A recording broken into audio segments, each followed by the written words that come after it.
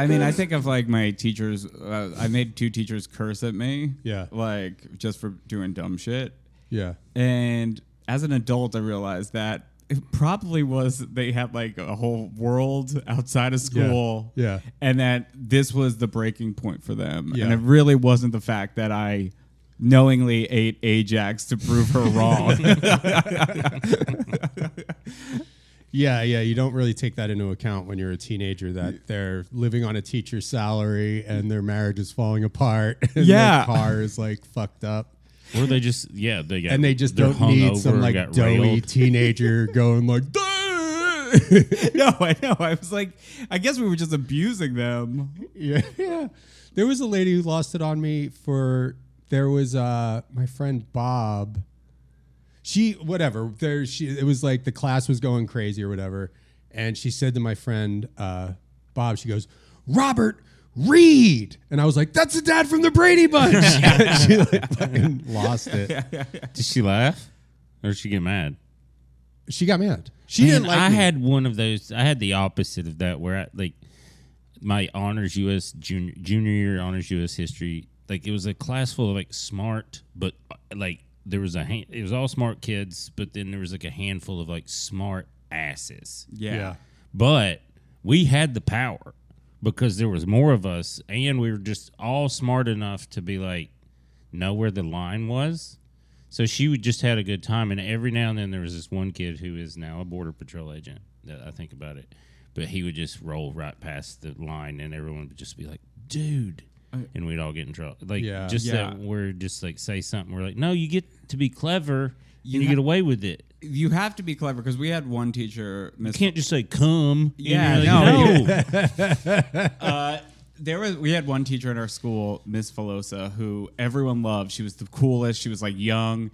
And like she genuinely enjoyed when you were a smartass. Like she would like laugh and have a good time with it. And friend of the show, Nick Maritato, nice. He was in her drama class, and we were all doing monologues. And him and this cooter, they were doing a dialogue from Fight Club, and Nick just punched them in the face. And it was literally the only time I saw her break. She called him a fucking asshole. It was... Well, she gets in trouble. She does. Yeah, that's why she's like, hey, dickheads. I did have a guy who was super cool. He was teaching a lesson in introductory to physical science. I was just, drawing or whatever. And he's like, are you taking notes or anything? And I was like, oh, no, I don't need to. I have one of those, what do you call it? And he goes, photographic memory. And I go, yeah, that's it. And he just like started cracking up. I couldn't think of it. That's really funny. Yeah, you didn't do it on purpose? I didn't do it on purpose. I honestly couldn't think of the term so photographic memory for some reason. I just learned as long as I was funny about what they were talking about, then you couldn't really get in trouble. Yeah. That was something I learned like in middle school where I was like, oh, the trick was you can get a laugh as long as you're kind of paying attention. Yeah. It can't be like about something else or just you could kill about something else. Yeah. But then you get in trouble. So I didn't want to get in trouble. And then my dad was my health teacher in 9th grade. Oh, no. Well, it was kind of fun. But isn't that like kind of boner talk and stuff at that age? Day... That was like you have your dad teaching you and your friends about that day like, was so sperms. funny because it was like freshman year, so he drove me to school, and we're like 2 dudes in a car, so sometimes we'd talk and sometimes it was just silent, which was nice. Yeah. And that day I remember so specifically, he was like, "Hey, not today," and I was like, "What?" He was like, "You can't be funny today." And I was like, "What do you mean?" And he's like, "I don't mind." He's like, "It's always about the subject." He's like, that's your thing. He's like, people like it. And then I was like, but what? He's like, you just promised me I'm cool, not today. And I was like, all right. He never made a big deal or anything. And then we get there and it's like the sex ladies there. And like everyone like just turned and looked at me. The sex lady? That came from the health department. Okay. The sex worker. Everybody loses their virginity today. Boys, freshman year. This is not just a regular Thursday. Freshman year, not all the today, boys. no jokes. You're all getting it in. Don't fuck this up for anyone else with your jokes. Some of these kids need to concentrate. facts in front of a lot of people. It's a fourth of your grade.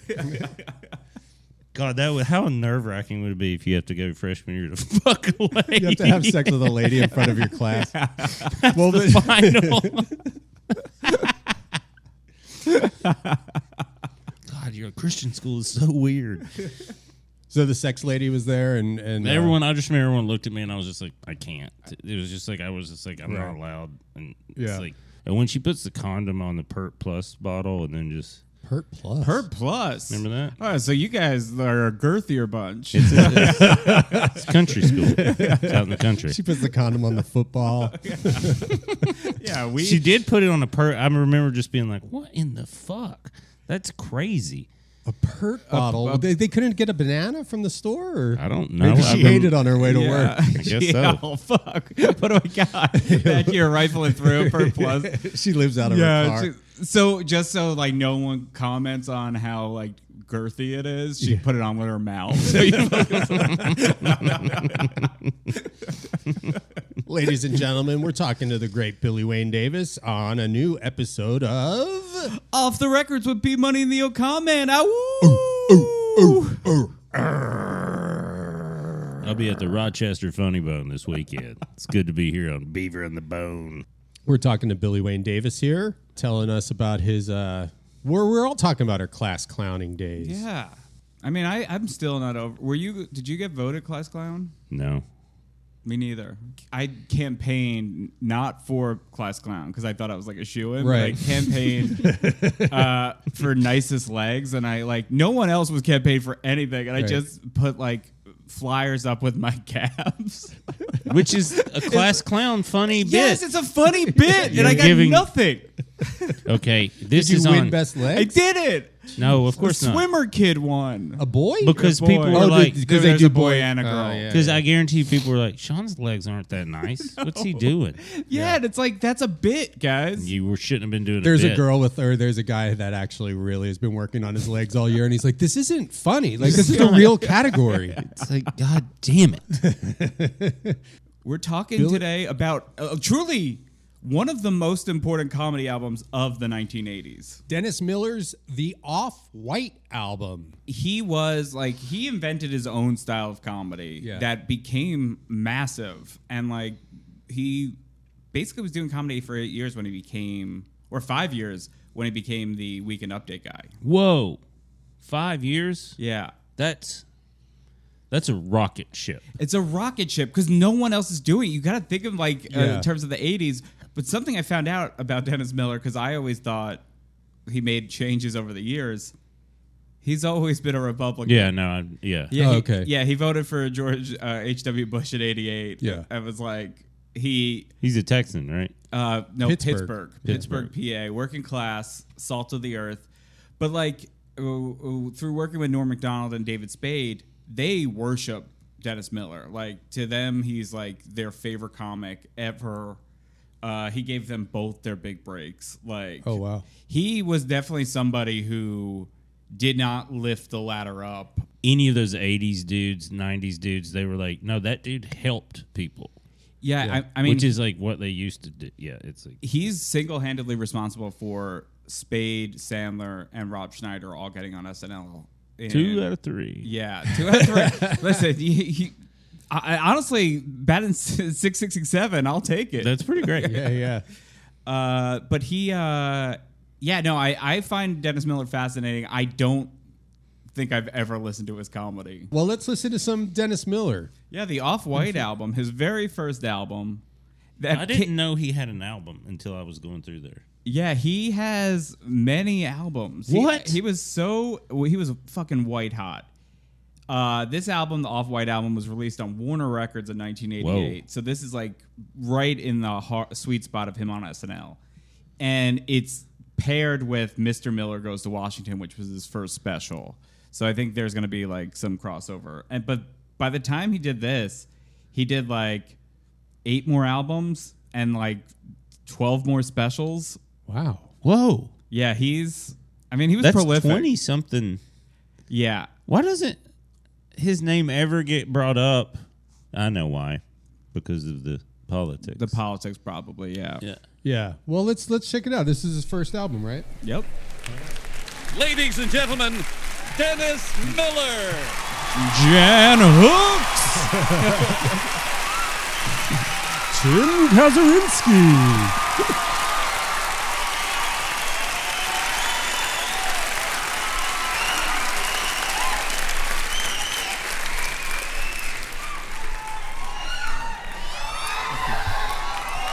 Thank you very much. Nice to be here tonight. I didn't think I was going to make it. I was running a little late.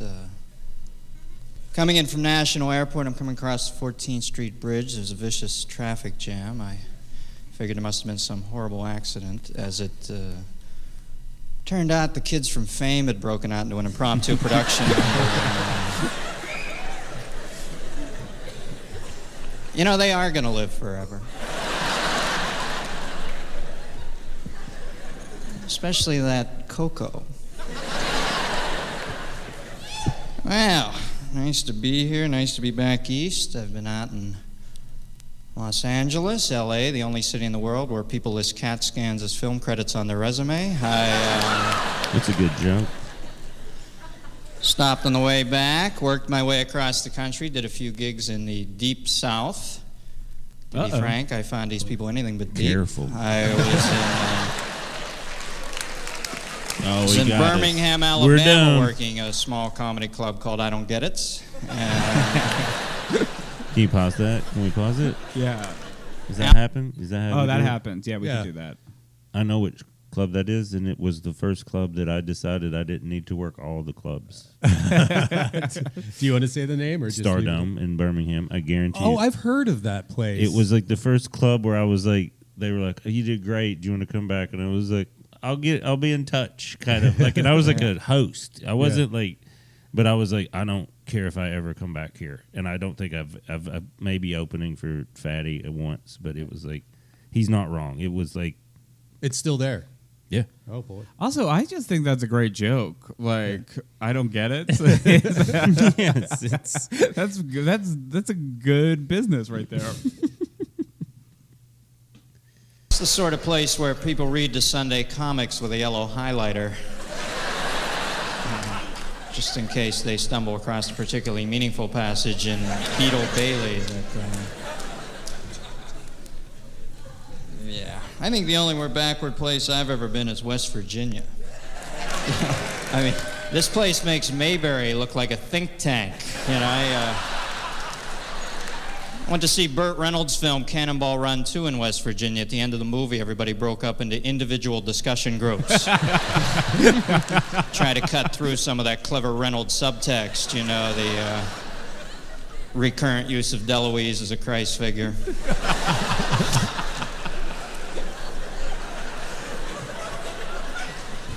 Went to my first square dance in West Virginia. There's an activity I don't get nearly enough of, huh? What is this, dancing for people without imaginations, or what? I go to dance, I go to express myself. These people are into being ordered around the floor by some neo-fascist Sam Drucker, some sort of bizarre B.F. Skinner hoedown or something. What's worse than that is somebody who doesn't dance, rather they act out the lyrics to the song. Ever get stuck next to this asshole on the dance floor? Ain't no mountain high enough, ain't no valley low enough. Hey, pal, ain't no fucking dance floor wide enough, all right? What's interesting about this is I feel like I need to Google several of these references. Yeah. How are people in 1988 following, like, they're laughing at B.F. Skinner? Who's fucking B.F. know. Skinner? They know when to laugh. I guess that he has a great rhythm. It's a great rhythm, and also I feel like people they're afraid. They're just like, I'm just going to make believe I get that. Yeah. Oh, here's what I'll say. Just from the first 3 minutes, Yeah. I feel like we should be liking Dennis Miller a lot more than we do. Well, I think Yeah. it's his post stand-up stuff. Yeah. Well, and this is, almost 40 years old at this point, right? It's 1988. this record came out. B.F. Skinner was an American psychologist, so I don't know. Maybe he was in. I feel like a lot of these, like he does have. I do remember that, like it's very referential and esoteric references. Yeah. And like he is doing this at George Washington University, so it's like, Well, what cracks me up is he's from fucking Pittsburgh. yeah. So there's an elitism to him that it's like, motherfucker, that's a hillbilly city. It's not like It really is. I It's mean, like blue collar as fuck. There's some big universities there, but other than that, it's like Appalachia is where you're from, and you're like West Virginia. It's like he's doing like fucking New Jersey jokes. yeah, I mean, truly, you're not wrong. I mean, outside of him, the greatest intellectual to come from Pittsburgh is John Fetterman.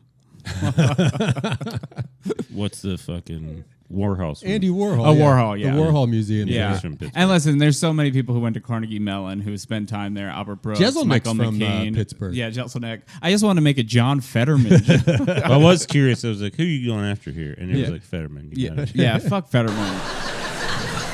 Adrian Zemed, there's a hoofer, huh? Yeah. I don't think I've seen choreography that stiff since the Lee Harvey Oswald prison transfer. Don't you love the fact Jack Ruby got into the garage that day? There's a pretty stringent security network, huh? Hey, boss, the guy who owns the local titty bars here, he's got a handgun. Should I let him in? Yeah, let's bring him in. Yeah. Who the fuck were they turning away? That's what I want. I'm also a little depressed in that, to me, life is merely the downtime between Publishers Clearinghouse Home Sweepstake giveaways. You know, if I ever do win this prize, I quite frankly don't think I'm going to show up to collect it, because at some point that becomes a public admission that you opened that fucking envelope in the first place. So I'm just not sure I want to be lumped in with the rest of these winners, huh?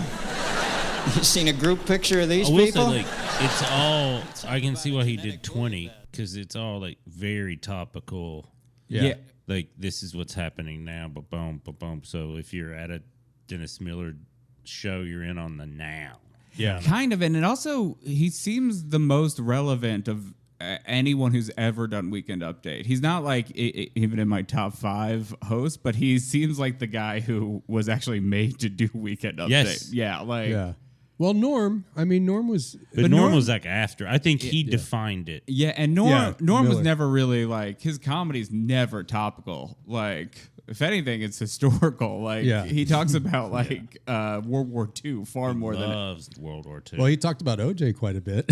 but like not on stage. No, I just mean on Weekend Oh yeah, Update. no. I mean the OJ stuff is incredible, but like But the topical stuff was like Jim Downey.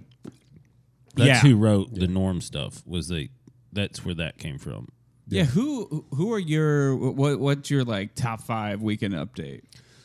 I mean, I enjoyed Norm the most, I think, and then I thought Dennis Kevin Miller. Nealon was underrated. was he the host? Was he the Weekend Update Yes, guy? he was so Yeah. weird. It was his own thing. Oh, that's right. Yeah. Yeah. He would do stuff like, there are a lot of people out there, and he'd be like, and in weather today, it just like weird, Yeah. fucking. I just remember like he's weird Yeah. and funny. Yeah, he was like the bridge between Dennis Miller and Norm, and right. Kevin Nealon was the first person I ever like saw do Weekend Update. Like, Okay. so he's like ingrained in my brain. Like, I think I got to go Norm, Kevin Nealon. I think Tina and Amy. Tina and Amy were good. Are good. I mean, Seth Meyers I really figured it out. He's Yeah. great. And then I guess you got to go with Chevy Chase, even though I don't. Well, he started it. He so I started guess, it, and yeah. when you but did you know it was supposed to be Lorne? Oh, really? Lorne was originally going to be the Weekend Update guy. Oh, wow. And like he wasn't good in like the test screening, so like what's his name, Dick Engberg, Ebersol got him replaced with Chevy Chase, who was just a writer. Whoa. Yeah, So it's his fault. it is.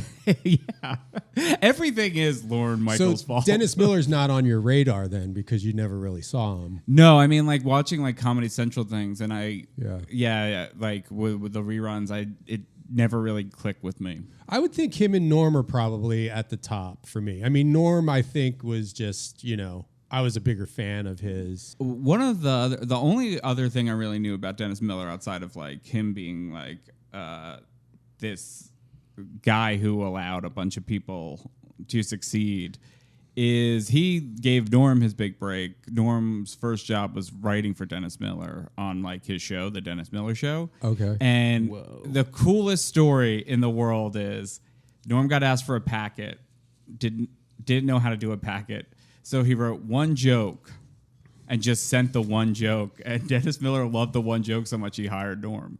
Wow. Which is like, to me, something that will never happen again. That was going to say, if you did that today, because one time I thought I would be funny, and I've never talked about this before, but I had this voiceover agent, and they're just sending me on stuff that was just like, it's like they'd never met me. So I was just, so one day I was just like, I don't think anyone listens to this or anything, and I did just an impression of Tally.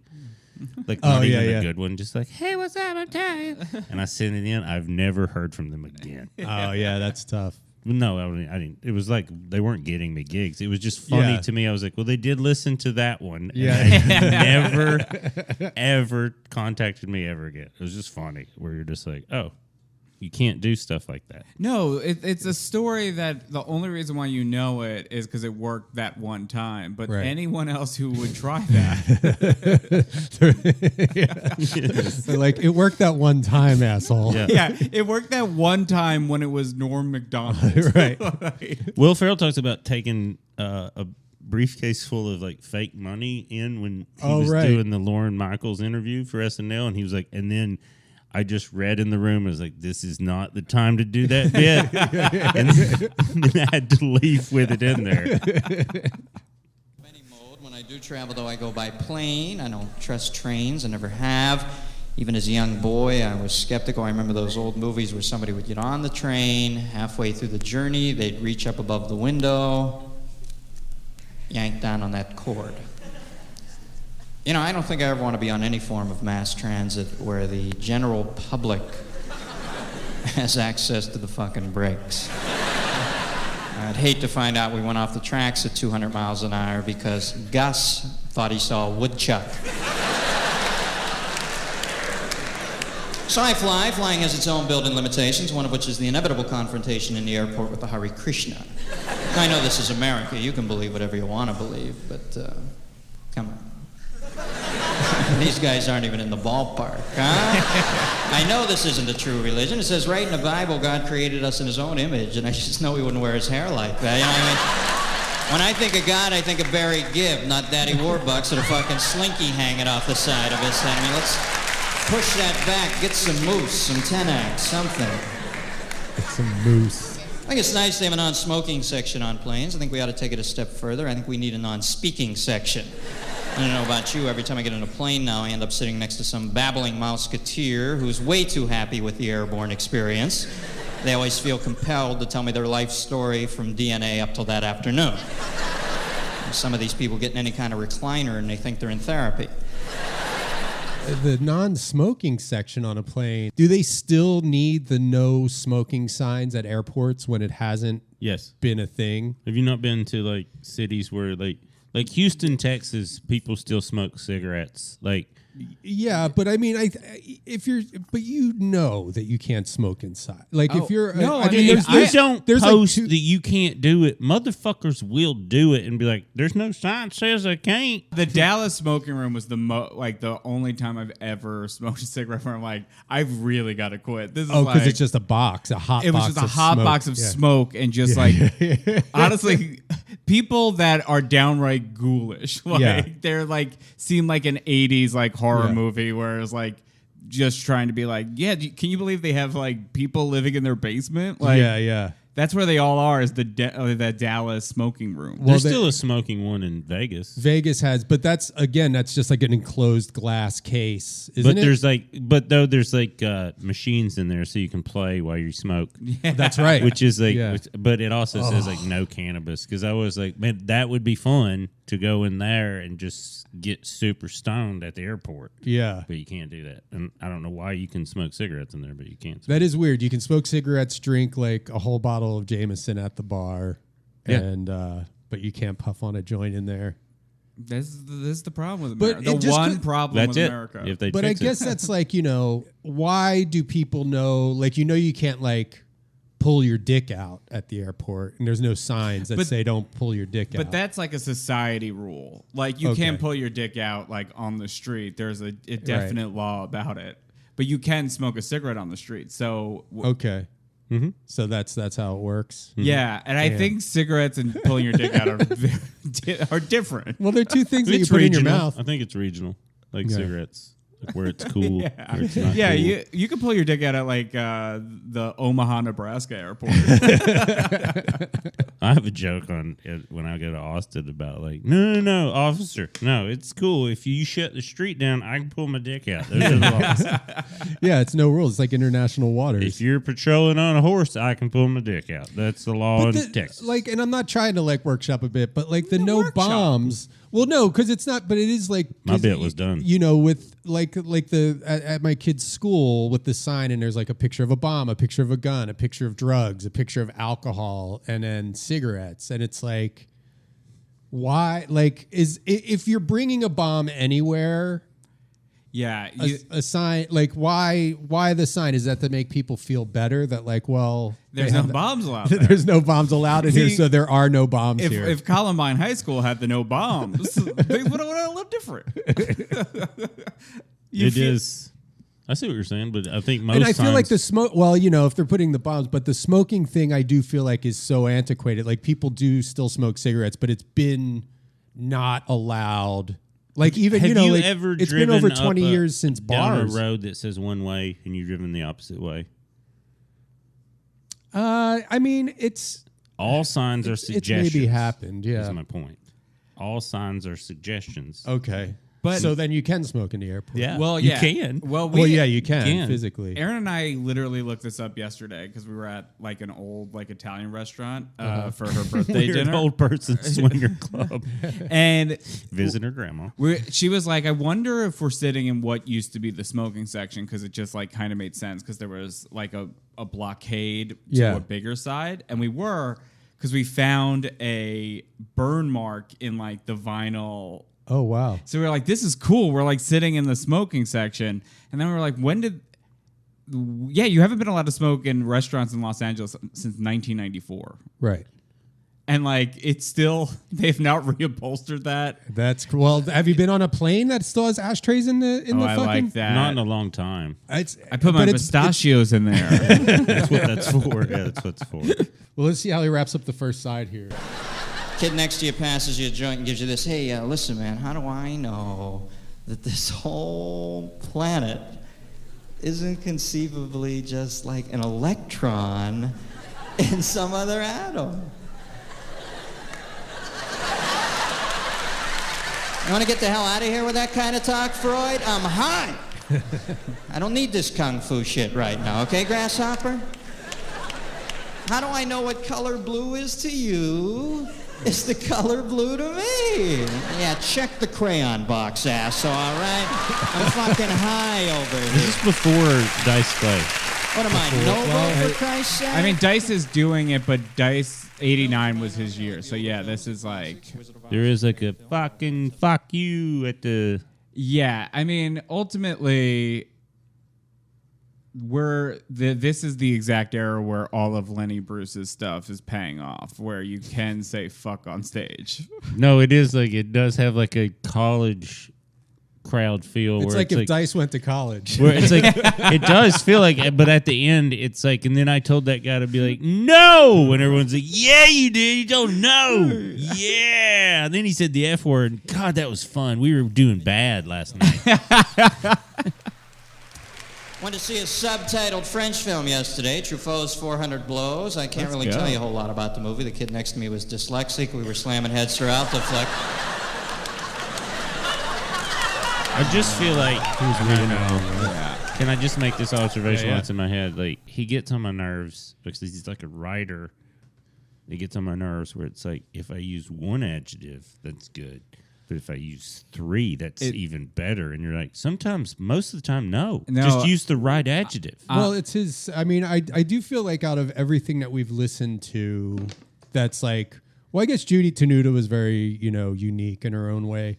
But this is like a more approachable style that I feel like hasn't really been Like this is still feels very original. I mean, the references and stuff are a bit much, but I've spent the last 21 years trying to get a 400 Blows reference into comedy, so I have to bow down to Dennis Miller. yeah. Why don't you just shove it in with the rhythm?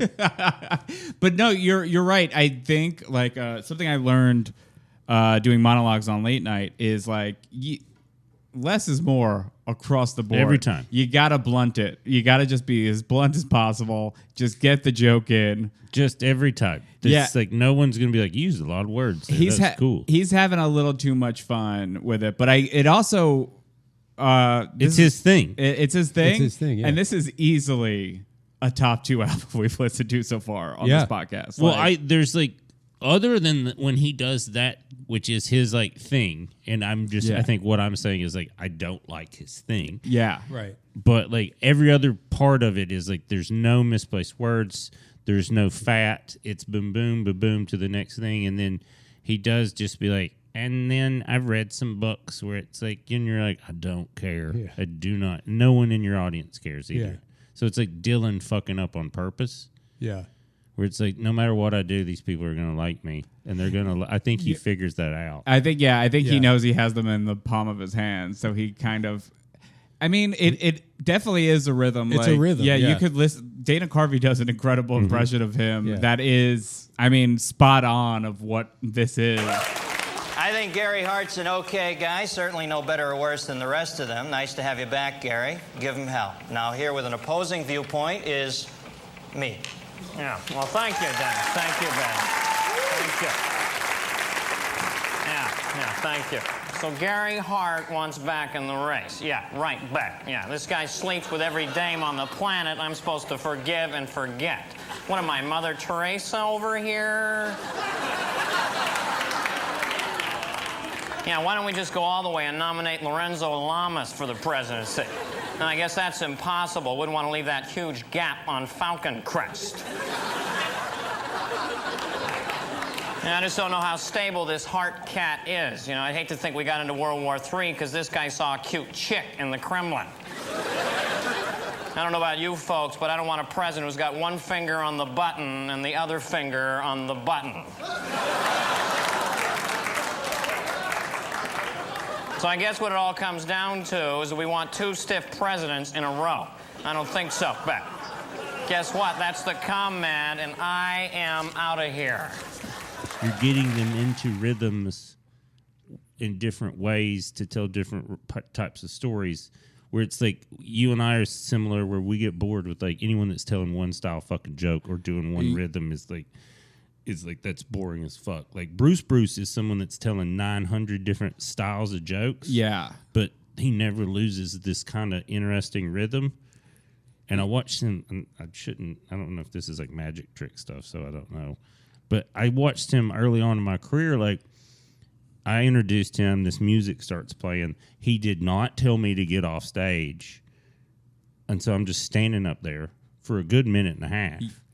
And then he was like, get off stage. And I was like, y'all got to tell. And he's like, yeah, you're right. But then the next show I watched him.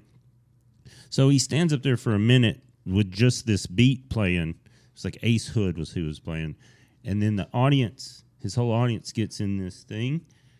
And then he comes on and then cuts it and plays with the music and then never fucking leaves that rhythm for 60 straight minutes. And people are like, in pain by the end of it. He's an entertainer. Yeah. I mean, and honestly, so different than his dad, Lenny Bruce. It is. It just shows how open-minded Lenny really was. Thank you for the jaded applause. Yeah. I've always treated sex somewhat respectfully, though. I guess earlier on I was a little more capricious about it, but I think you have to be semi-serious about it. I think you should trust your partner implicitly. At the very least, I think you have to believe they won't make fun of the faces you make during sex. Because, you know, when we orgasm, we all make that one face where we look like Shemp when he needed cheese, you know. You don't want the woman looking at him, honey, what are you turning back into Bill Bixby? Or what is this, some Kafka water bug thing? Or happiest moment of your life, you look like a complete asshole, you know. This is why men lose their erections right away. It has nothing to do with physical limitations. You look down and the woman you're with, it's like all of a sudden you're in bed with Goober. You know, it's like, honey, stop that right now. I don't ever want to see that face again. No, I can't. Not right. I can't. You're going to have to flip over. I can't. Not right now. I think women are a little more creative sexually than men. Men are so often saddled with the birthright of being the sexual conqueror. They have little time for nuance. Indeed, your main preoccupation Do you guys seems get to be whistles keeping score. at your shows? Women, classically the sexual Do recipients. people ever whistle when you're killing? I've Now never. that you mention it, I don't know if anybody's ever whistled. That really threw me off in that recording right there. Just as a performer, I was like, I don't think anyone's ever been like, yeah. God, it would be so great. I get a lot of hisses. That's how visceral your jokes are. There are people in the audience. I've never done that before. I've never. Hissing the evil cousin of the whistle. It's like the opposite of laughter is like involuntary snake noises. News on the sexual front is unrelentingly bleak. I read this morning where they now believe you can get AIDS from hoping you don't get it. They say when you sleep with somebody now, you sleep with everybody they've slept with for the last 10 years. Well, they've amended that. It's even worse. They now believe you've also slept with everybody they turned down. That's like, that would be like a Leno Tonight Well, Show imagine the joke. day they cure AIDS, huh? Oh, man. I mean, if you can't get fucked that day, give it up. This is... That's a Hicks joke, right? This is going to be like VJ Day with a heart on, you know. Is it like the day they cure the day AIDS? They cure AIDS. Yeah, he's like they'll be fucking in the streets. Oh wow. It's like very similar to that. AIDS, man. I swear that's. What other generation had anything comparable to AIDS? You know what I mean? The 50s, rug burn. Boy, I don't know how much AIDS scares y'all, but I got a theory. The day they come out with a cure for AIDS, guaranteed one shot, no problem, cure, on that day, there's gonna be fucking in the streets, man. It's over! Who are you? Come here! No, it's over, yeah. Well, fucked your head off, baby, goddamn. That's what's gonna happen, goddamn. I'm gonna fuck your head right off. As soon as they cure AIDS, baby, you better start running, goddammit. It could happen on the lawn. Then we're gonna have that big rubber bonfire out back. There's gonna be news cameras on every corner. They're fucking everywhere! This is Dan Rather. You're not gonna believe this shit, y'all. It is a world orgy. They've cured AIDS and everybody's fucking! Look at them! Like, I think it's a very parallel thought. Like, man, when they cure that, we can fuck again. And That's what it's everyone was odd thinking. because like AIDS is like, I feel like they've kind of cured AIDS.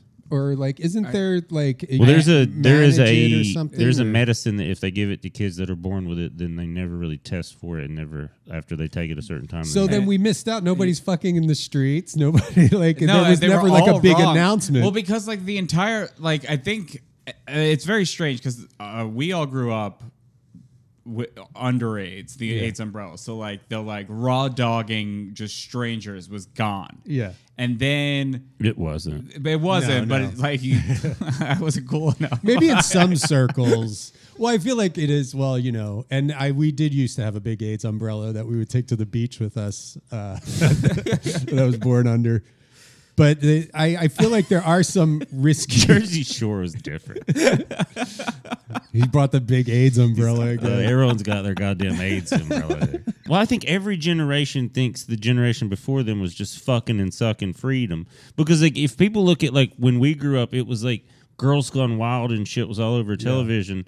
And I'm sure kids are like, man, that was like seems like really fun. And you're like, no, there was like if a bus showed up. One bus in the country, if that showed up, then girls would do that. Girls would go wild. But other than that, no, you had to have a boat or access to a boat, and most kids don't. But if one bus with Snoop Dogg and Doug Stanhope showed up, 4 girls would show their titties for the TV. It really is crazy, like how the times have changed. What Billy just said is you think the generation before you was like fucking like crazy, but I was, because I was like reading Debbie Harry's memoir, and she's like fucking everyone in New York in like the late 60s and early 70s. And then I'm like, because she's Debbie Harry. Yeah. Right. Yeah. Yes. She's fucking Blondie. Yes. Of course. She can have sex with whoever she wants. Whoever She's a she hot wants. lady. Yeah, hot like- famous lady. Yeah. Yeah, she's like, I went off with Keith Richards, and it's like, oh yeah, no, of course, now it all makes sense. Meanwhile, I'm like, in the 70s, you just got to fuck Debbie Harry. No, you did not. Maybe she left some people out. She only there writes was- about Keith sure. Richards in the book, but she doesn't write about Richard Keith, the guy who drove the. Yeah, there's still the bus down Tuesdays. her There's street. still Tuesday. Yeah. That's how you found your bus driver. They had to have the same name but reversed. Yeah. You Richard Keith? Yeah, all right, you'll do. Okay. I have I'm to have sex Patrick with- Harris Neal. That's Neil Patrick Harris's driver. You can fuck him too. It is.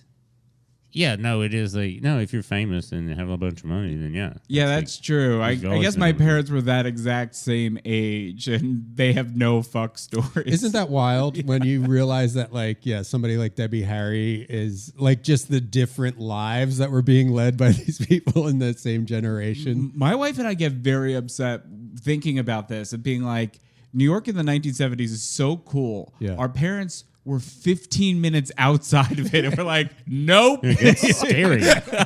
It's scary in there.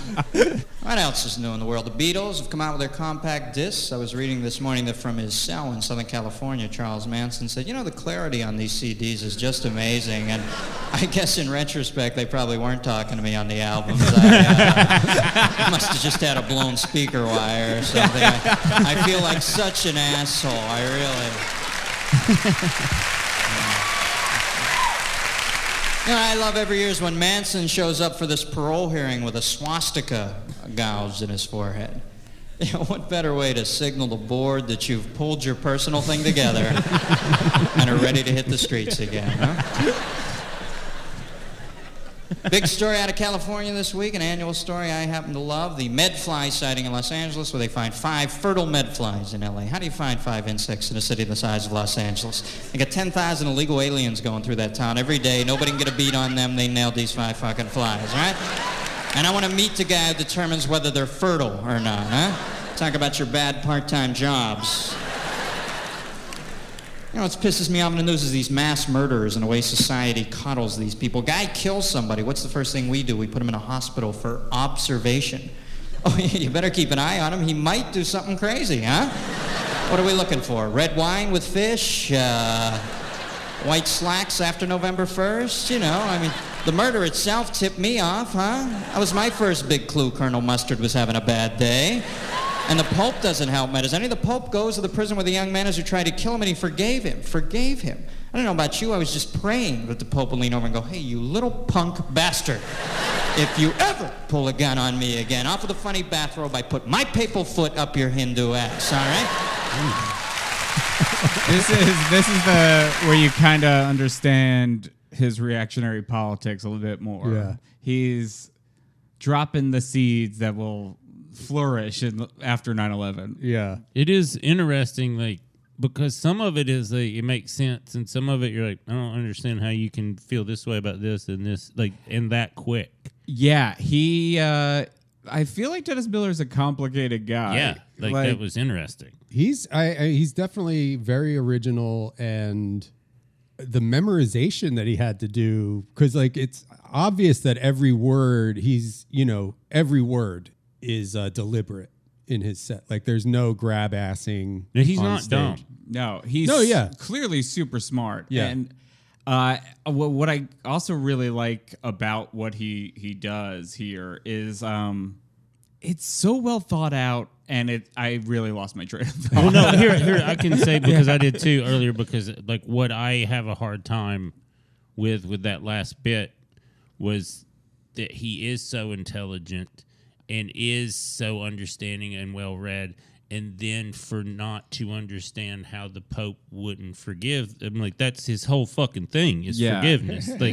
That's to not understand that, and or to play like you don't understand that for the bit takes you out of I thought you were pretty smart. Like, you can't understand why the Pope would do that. That's his whole fucking thing, man. I think, I think that's what I was trying to say too. Is that that's kind of the reveal of like the conservative elitism that's inside of him. It's like, William F. Buckley and like George Will, like they're like great thinkers, but they can't separate themselves from like actual bigger world pictures. They're so self-centered. Yes. And that is the Pope thing. Is he's like, if someone tried to kill me, I'd be really mad at them. Yeah. And you're like, well, he's the Pope. Yeah.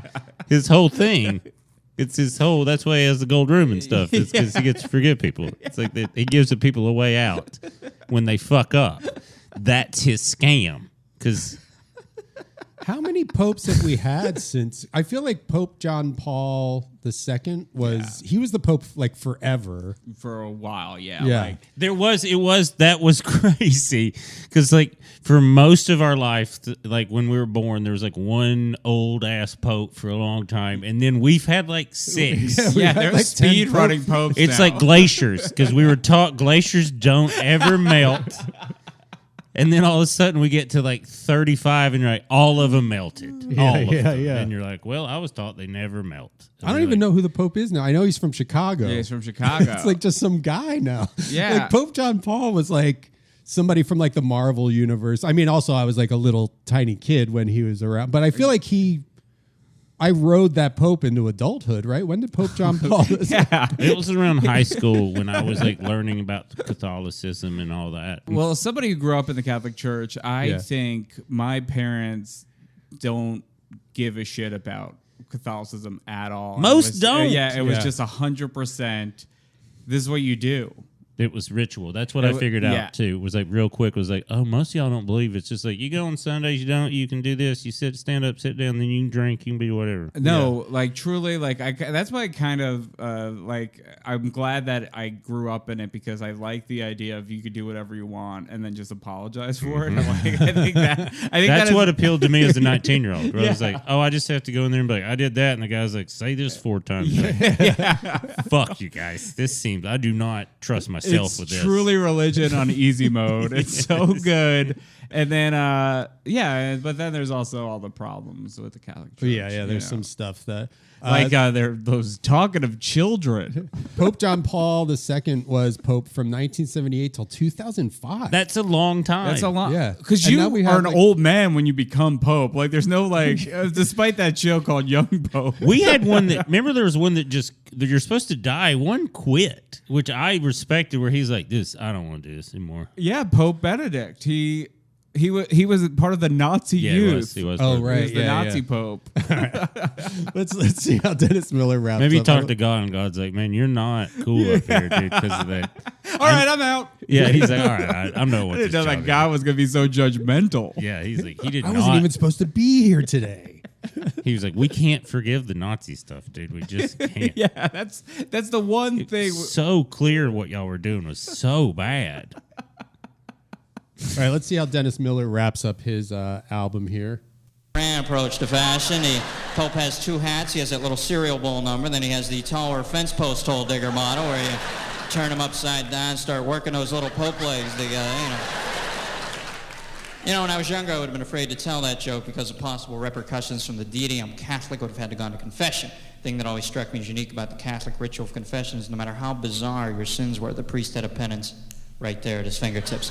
You could go and bless me, Father, for I have sinned. I was at the petting zoo today. I went down on a baby rhino. He's got a penance for you, like he's sitting back there with some bizarre penance conversion chart or something. I said, okay, blew a rhino, our fathers. Thank you very much. Been nice. Good night, folks. Bye-bye. That thing we riffed was his closer. That's a way to end it there.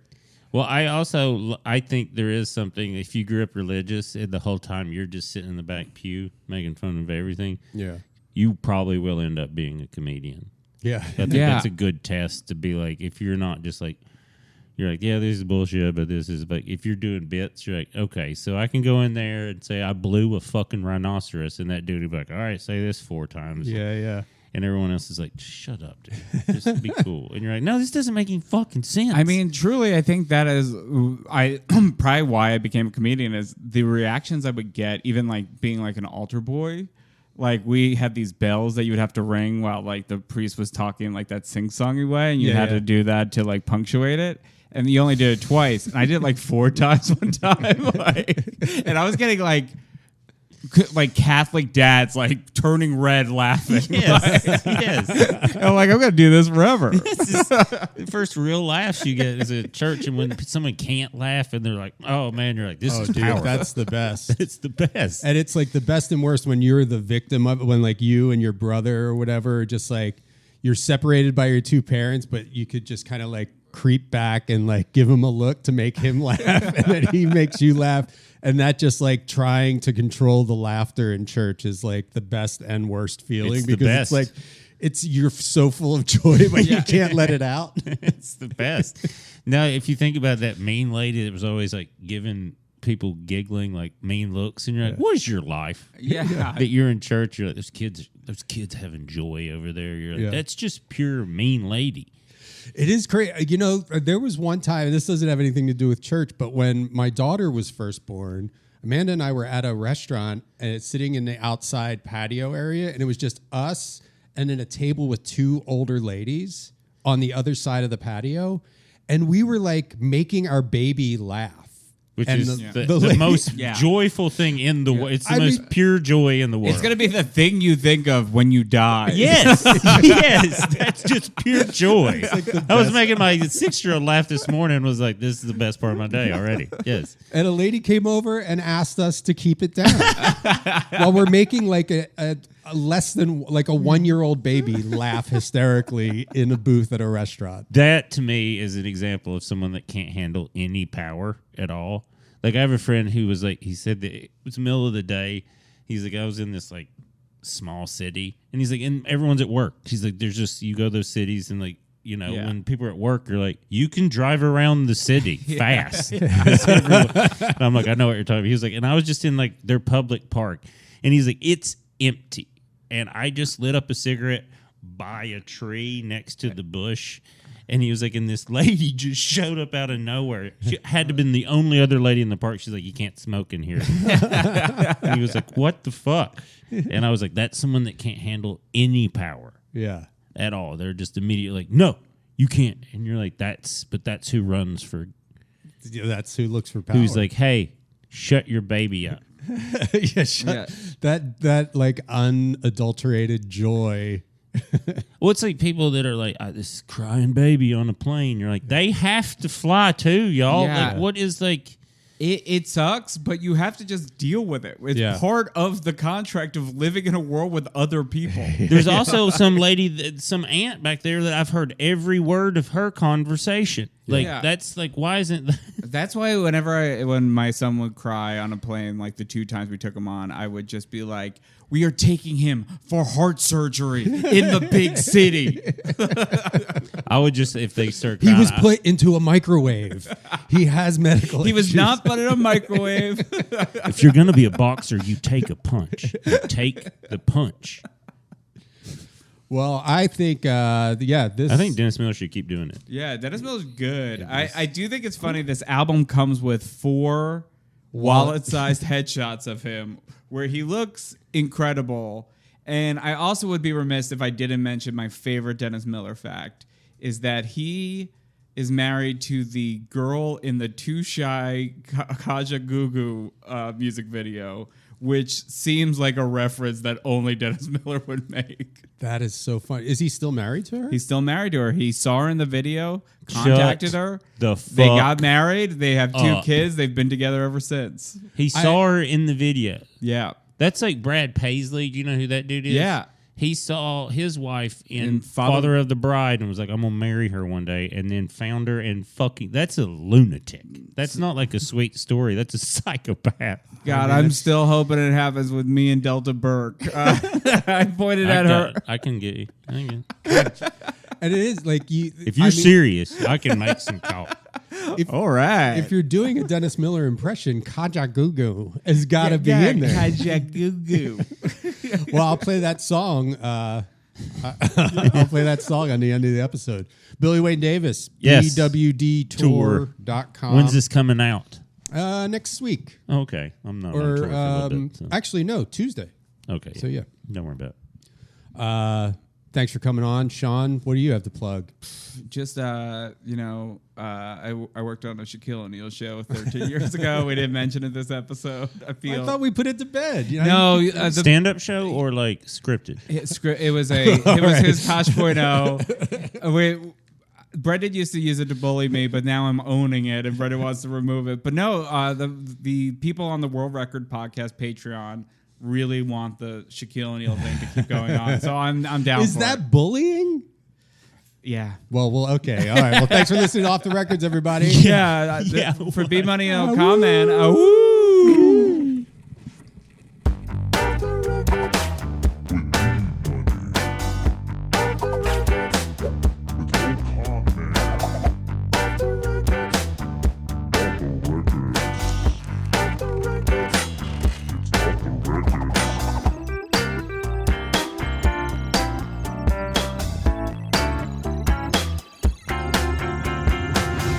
Off the records.